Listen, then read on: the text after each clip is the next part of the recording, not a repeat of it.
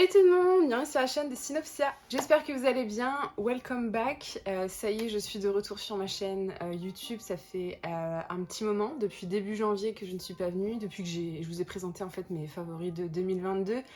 Donc ça commence un petit peu à dater, j'ai quand même beaucoup lu depuis. Mais voilà, les choses ont fait que il s'est passé énormément de choses en ce début d'année 2023. Pas que du positif du tout. Voilà, j'ai pris un peu de temps, etc. Mais là, ça y est, ça va, j'ai envie de m'y remettre. Il faut que je me mette dans des projets comme ça que je kiffe, comme ma chaîne YouTube, pour avancer. Du coup, voilà, j'ai trop hâte de republier. J'ai plein d'idées. Mais pour l'instant, on va partir sur un classique, puisque généralement, quand je fais des petites pauses booktube, j'aime bien revenir pour la pile à lire saisonnière, et donc ce sera la pile à lire du printemps pour cette vidéo. Qui dit printemps dit la fin de l'hiver. Je suis très contente parce que vraiment janvier, février, c'est pour me tuer à chaque fois. Du coup, je suis toujours très contente de faire cette pile à lire du printemps. Alors encore une fois, je fais pas forcément des piles à lire par rapport à cette thématique du printemps. J'y vais vraiment au feeling, et en ce moment, j'ai énormément de temps pour lire. Du coup, cette pile à lire est assez fournie, mais j'ai séquencé ça entre les livres en français, les livres en anglais et les graphiques comme d'habitude, mais juste avec là la particularité que j'ai ajouté les livres en anglais parce que je sens que je suis sur la pente pour commencer à en lire de plus en plus. J'en ai de plus en plus dans ma pile à lire. Donc ça y est, là je me jette à l'eau puisque j'en lis de plus en plus, je suis de plus en plus à l'aise, et du coup c'est parti. Et donc je me suis dit que j'allais quand même séparer le français de l'anglais. Après ce que je lis en anglais, il y en a pour lesquels certains sont déjà traduits en français, donc ça peut aussi toujours vous intéresser. Donc du coup, pour commencer avec les romans, on va commencer avec un roman qui n'est pas encore sorti mais qui sortira courant avril, et j'ai eu la chance donc de le recevoir en avant-première pour le lire. Il s'agit de Pénélope Reine d'Ithaque. Pour ceux qui me connaissent un petit peu, vous savez que j'adore tout ce qui est mythologie, notamment une mythologie grecque. On doit ça à Percy Jackson pendant mes années collège notamment. Donc non seulement on a une réécriture du mythe d'Ulysse du point de vue de Pénélope, mais aussi on a une édition vraiment magnifique. Voilà, on peut se le dire. Alors on voit de plus en plus des maisons d'édition, voilà, qui font des reliés avec un joli jaspage, etc. Moi c'est pas pour me déplaire, surtout si on laisse le choix entre le brochet et le relié, ça c'est toujours chouette je trouve. Et mais pour le coup sur cette édition, je trouve que voilà, ça lui va très très bien. Je trouve le travail fait vraiment super chouette. Et j'ai hâte de lire cette réécriture, puisque voilà, j'ai pas d'autre chose à en dire, puisque en fait on va vraiment suivre l'histoire qu'on connaît un petit peu tous, mais d'un autre point de vue, et ça c'est toujours intéressant quand on ajoute un point de vue qu'on ne connaît pas. Le deuxième livre que j'aimerais lire aussi pour ce printemps, il s'agit d'As de pique, donc de Farida Abike Imide. Voilà, je suis désolée d'avoir écorché ce nom. C'est un one-shot qui me tentait vraiment beaucoup parce que je l'avais vu passer quand il n'était pas encore traduit en français, et il y avait beaucoup d'autrices que je suis qui l'ont beaucoup aimé, notamment Alice Oseman. Et c'est un one-shot, donc ça c'est cool puisque voilà, j'ai beaucoup de sagas, donc des one-shots ça fait aussi plaisir. Et là on est plutôt sur quelque chose un peu à la Pretty Little Liars. Ça ramène grosse nostalgie, puisqu'en fait on va suivre ces deux personnages qui viennent d'être promus préfets de leur école.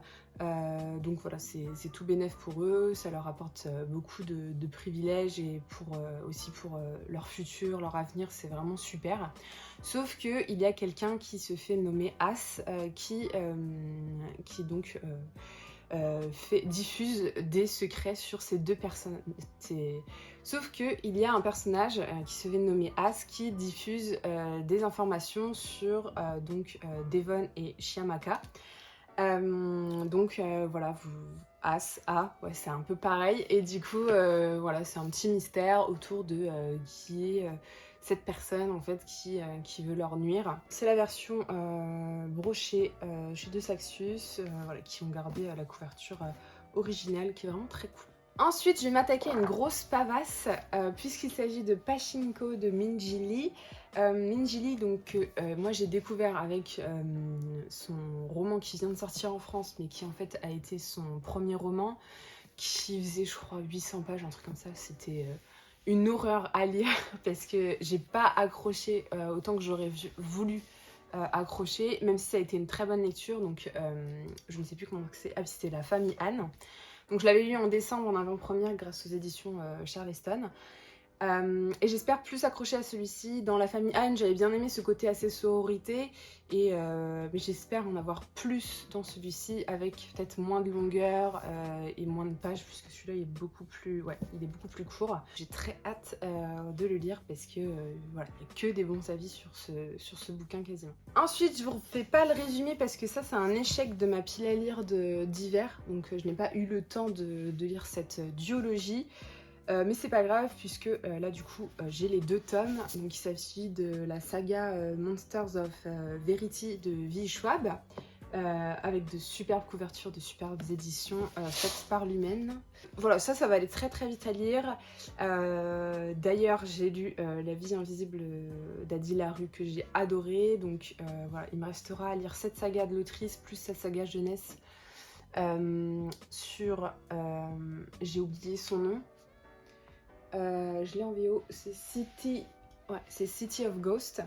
Et ensuite lire la suite de Vicious parce que j'avais arrêté au premier tome parce que j'avais moins accroché, je trouvais que c'était moins puissant, mais apparemment le tome 2 est beaucoup mieux, donc on verra bien. Mais en tout cas, je vais déjà commencer par celui-ci.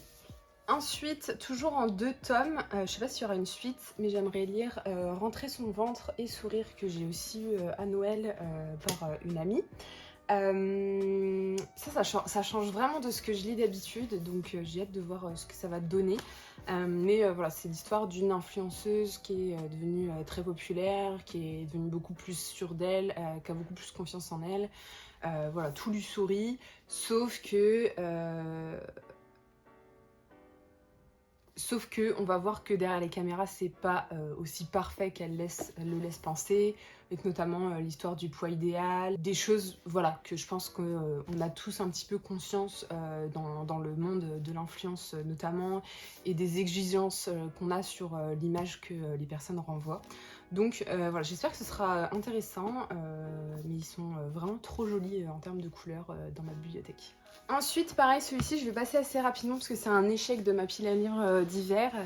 Il s'agissait de lire la suite de Gods of Men, donc j'ai toujours pas le tome 3, je l'ai demandé à mon anniversaire, on verra bien si je le laisse, sinon c'est pas grave, ça attendra un petit peu, mais j'essaie quand même de compléter au max mes séries en cours. Donc voilà, Gods of Men, je vous refais pas le topo et je vous renvoie à ma pile à lire de l'hiver 2020. Je sais plus, voilà, ma précédente vidéo. Mais en tout cas, voilà, j'avais adoré le premier tome, donc on verra ce que ça donne avec cette suite-là. Et enfin, pour terminer avec les romans que je vais lire en français, on a la trilogie donc de Dave Bard. Je sais pas trop comment on l'a dit, celle-ci pour le coup. Mais voilà, ça c'est une trilogie qui me tentait vraiment beaucoup. J'ai attendu que tous les tomes soient sortis en France. Et voilà, ça fait déjà un moment que le 3e tome est sorti. Donc je vais m'y atteler ce printemps parce que voilà, j'ai très très hâte de la lire. Pareil, ça c'est une saga qui a vraiment beaucoup de très bons avis. Et je suis vraiment curieuse de découvrir donc l'histoire de Nairi, qui est comment on va dire, voilà, une jeune arnaqueuse dans les rues du Caire. Donc ça se passe au Moyen-Orient et en fait un jour elle va, sans faire exprès je crois, invoquer un djinn qui s'appelle Dara. Et du coup, je sais pas, suite à ça, ils vont être obligés de fuir le Caire. Et voilà, il y aura une épopée suite à ça, etc., qui vont les emmener vers la cité de Letton. J'en sais pas plus, et c'est tant mieux parce que c'est une saga que je veux pleinement découvrir. En tout cas, voilà, très très hâte. J'adore ces bouquins avec leur couverture, vraiment trop bien. Par contre, voilà, on verra bien. J'espère que la trad est ok sur ceci parce que voilà, avec les 2 Saxus, on a eu quelques petits problèmes. Ensuite, on va passer du coup au livre que j'ai en anglais. Et donc, j'aimerais lire enfin ce livre que je me suis procuré du coup en anglais, finalement, voilà, après hésitation. Il s'agit de La maison au milieu de la mer céruléenne de Teji Klune. Voilà, jamais lu du tout cet auteur, mais on entend beaucoup parler de ce titre, c'est le coup de cœur de beaucoup de personnes. Donc on verra ce que ça donne. En tout cas, on va suivre l'histoire d'un monsieur qui est engagé pour... voilà, en fait, il s'assure que les enfants dans les orphelinats se portent bien, etc. Sauf qu'on va le mettre sur une mission un peu particulière pour aller enquêter un petit peu sur ce qui se passe sur une île où il y a 6 pensionnaires, donc 6 enfants, qui sont un peu plus turbulents que la moyenne, un peu bizarres, etc. Et du coup, il va aller sur cette île et découvrir un petit peu les mystères qui entourent tout ça et comment ça se fait que tout ça ait lieu en fait. Donc on verra bien aussi ce que ça donne. J'ai la belle édition Illumicrate, donc voilà, je n'ai plus d'excuses pour lire cette histoire clairement. Et si j'aime bien, j'enchaînerai aussi avec le deuxième qui est aussi sorti chez de Saxus, mais que du coup je pense que je lirai aussi en anglais. Mais voilà, je voulais vraiment un hardback parce que j'adore la couverture, sauf que bah, du coup le hardback français n'existe plus et c'est hors de question que je mette 100 € pour l'avoir. Donc voilà. Ensuite, il y a 3 romances que j'aimerais lire qui sont dans ma pile à lire VO.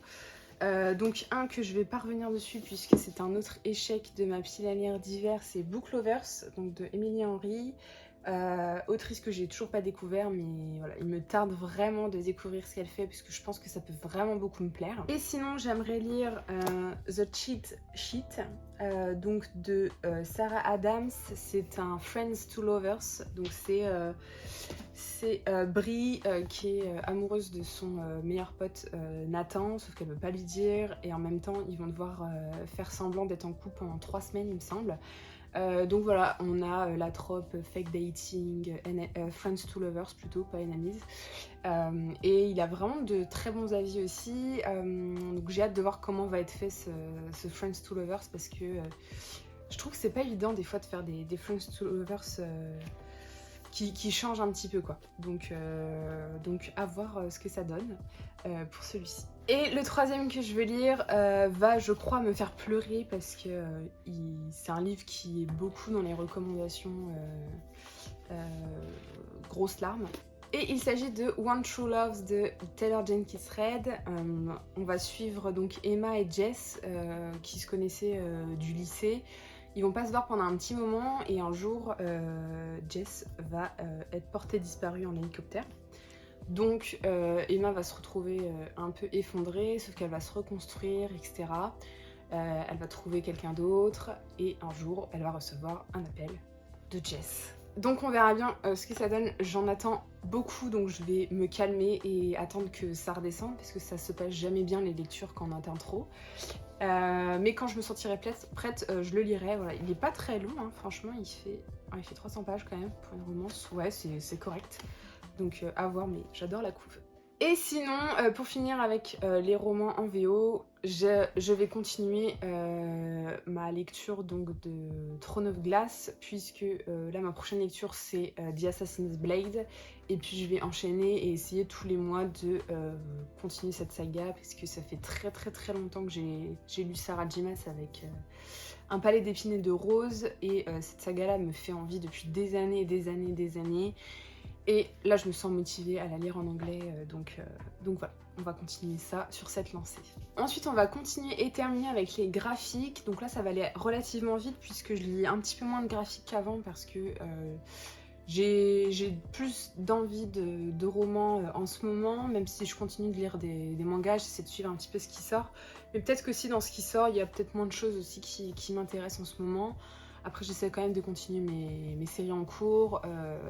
Mais ça, je vais peut-être faire une vidéo aussi sur des séries que je vais arrêter, etc. Parce que c'est vrai que côté manga, j'ai quand même commencé beaucoup de choses. Et c'est ingérable en fait. donc voilà, je vais être un petit peu plus réfléchie sur les séries que je lis en manga. Parce que si je m'écoute, je peux tout lire en fait. Du coup, ce printemps-ci, j'aimerais lire Le Rakugo à la vie, à la mort, voilà, qui me fait envie depuis très longtemps dans ma pile à lire, donc il est temps de s'y mettre. On se retrouve dans les années... en fait, c'est un manga où on se retrouve dans les années 60, où on va suivre un jeune homme qui sort de prison parce que voilà, il s'est bien conduit, etc.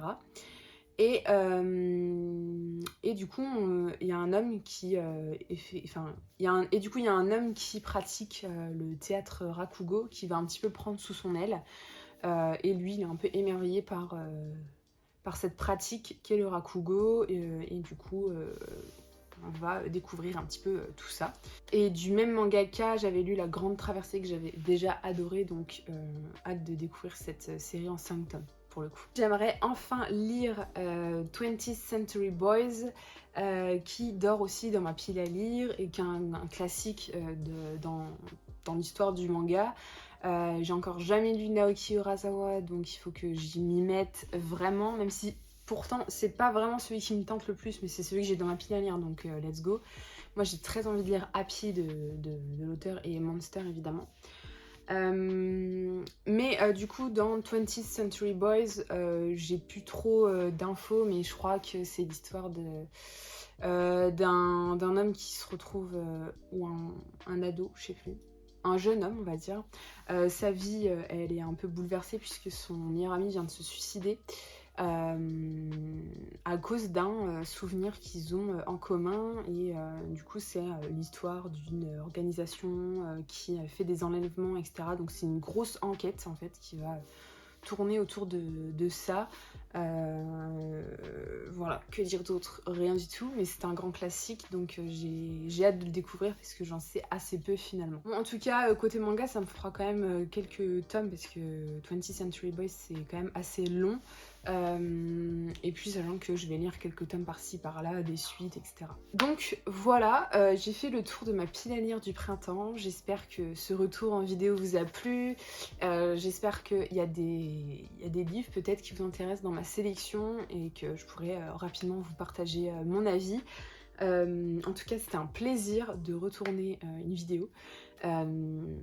Donc n'hésitez pas à lâcher un petit commentaire et à soutenir la vidéo en la partageant. Et puis moi, comme d'habitude, je vous souhaite de belles lectures et de bons visionnages et je vous dis à la prochaine vidéo. Salut!